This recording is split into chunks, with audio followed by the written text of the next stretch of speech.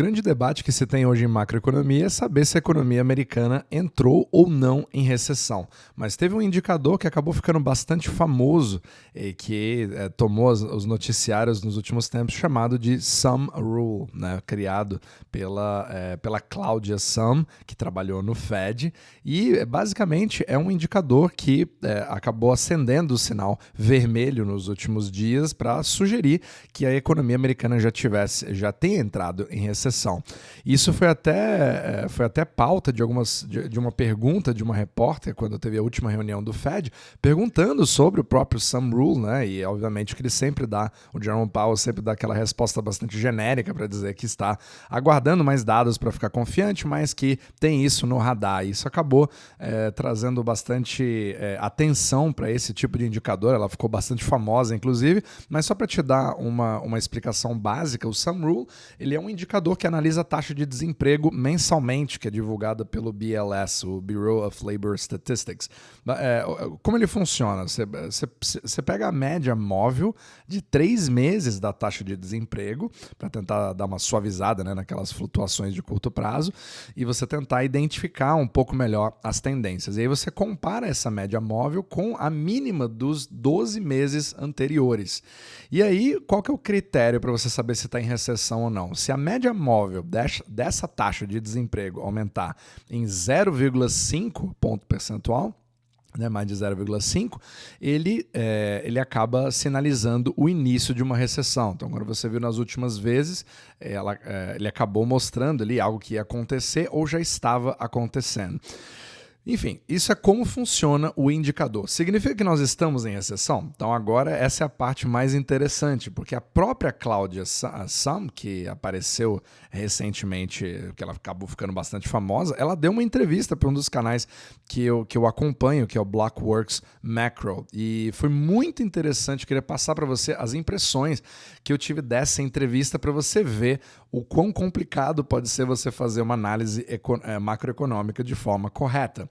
Então, o que mais me chamou a atenção é que ela teve um tom quase de desculpas em relação ao próprio indicador que ela mesma criou.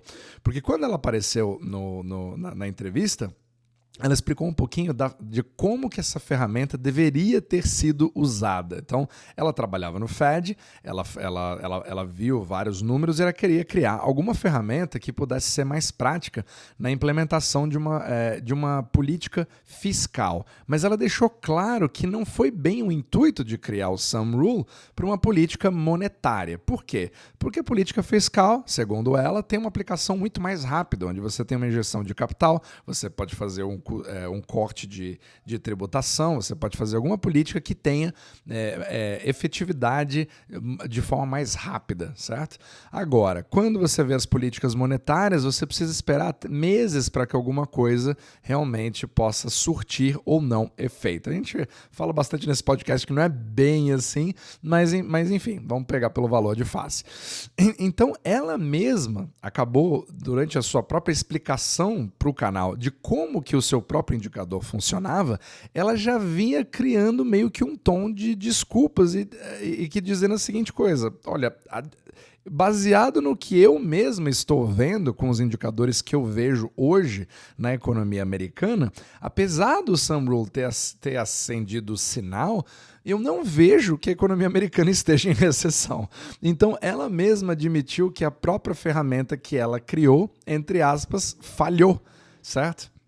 Então, isso já me chamou muita atenção, porque ela mesma começa a olhar pela ótica do Fed, dizendo, olha, tudo bem, pode ter dado o gatilho nesse indicador, mas eu não estou vendo uma economia tão fraca assim, porque para você ter recessão, você precisaria ter uma retração dos mercados, você precisaria ter uma destruição de empregos, e nós ainda estamos vendo empregos sendo criados, apesar da taxa de desemprego ter aumentado.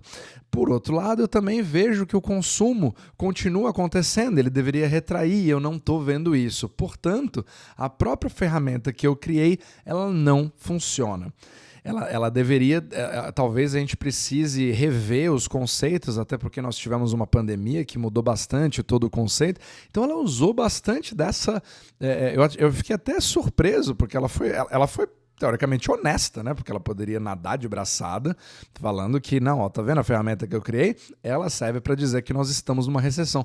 Mas ela teve ela teve o comportamento completamente ao contrário da sua própria ferramenta, dizendo que não deveríamos usar isso como um valor de face para ser usada como uma política monetária. E ela sugere, ela até aceita sugestões de como que nós poderíamos ter uma outra ferramenta que pudesse ser um pouco melhor do que o Thumb Rule, que pudesse realmente trazer para saber se realmente nós vamos para o soft landing, no landing, hard landing, o que vai acontecer com a economia americana. E aí que acho que a gente pode tentar pegar um pouco de tudo que a gente fala nesse podcast. Será que essa ferramenta não existe? Será mesmo que não tem nenhum tipo de ferramenta que foi utilizada, que pelo menos mostra a realidade do mercado e que sugere com um grande grau de acerto, ou talvez até 100% das últimas recessões, talvez essa ferramenta, né, estou falando aqui até de forma irônica, para quem já sabe, né, talvez essa ferramenta possa ser a própria curva de juros, né, a própria curva de bonds dos Estados Unidos. Então, será que essa ferramenta realmente não existe?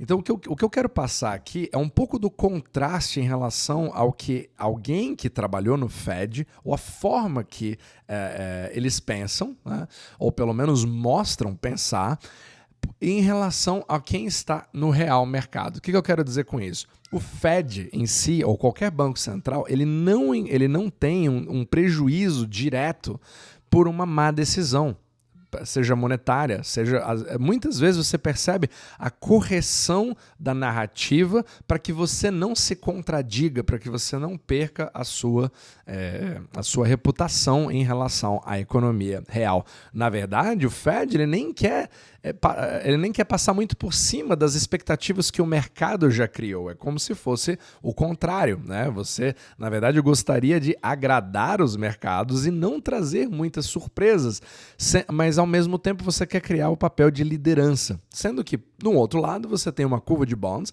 com centenas de bilhões de dólares que estão em risco. Ou seja, você tem fundos de pensão, você tem mutual funds, você tem hedge funds, todos arriscando o seu próprio dinheiro por terem prejuízos se as suas decisões forem mal feitas. Ou seja, é o que sempre se fala nos Estados Unidos. You put your money where your mouth is. Ou seja, você coloca o seu dinheiro onde a sua boca está. Se você errar, você perde o dinheiro. Isso literalmente não acontece com nenhum banco central. Então, a curva de bonds, ela teve 100% de acerto até hoje em relação a recessões.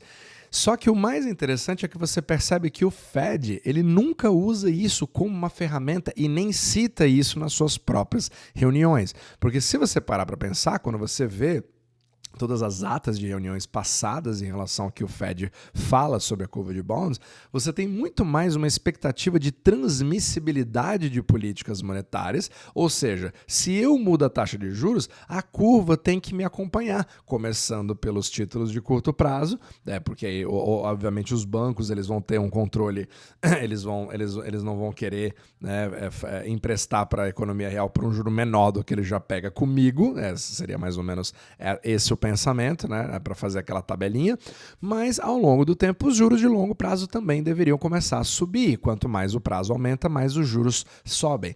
Mas é justamente o contrário que nós estamos vendo, mostrando claramente que essa transmissibilidade de política monetária não ocorre se você analisa todas as histórias das recessões. Não é uma questão dos juros que são pagos por um determinado bond. O que mais importa no momento de recessão é a segurança e liquidez trazida por um colateral de qualidade, ou que a gente chama de pristine collateral, que eu sempre falo isso no meu podcast. Então, quando você analisa esse tipo de abordagem, você percebe por que é natural que o Fed não mencione nem a inversão da curva e muito menos a desinversão da curva nos juros de curto prazo, como você está vendo agora começando a acontecer com os títulos, os bonds de 2 anos, ou de 5 anos. Essa desinversão que está acontecendo agora, principalmente com Bull Steepener, ele mostra claramente que nós estamos chegando cada vez mais perto de algum evento. Bom, eu não estou aqui para fazer nenhuma previsão, mas talvez A curva de bonds ela demonstra claramente que ela vem acertando bastante em relação a isso e que talvez a questão do no landing nem entre mais no assunto, você não vê mais as pessoas comentando sobre isso e que talvez a probabilidade de um hard landing seja maior do que o do soft landing, certo? Ou talvez nós já estejamos em recessão nos Estados Unidos. Então, resta ver a cena dos próximos capítulos para ver se a curva de bonds vai errar pela primeira vez ou se realmente ela vai acertar.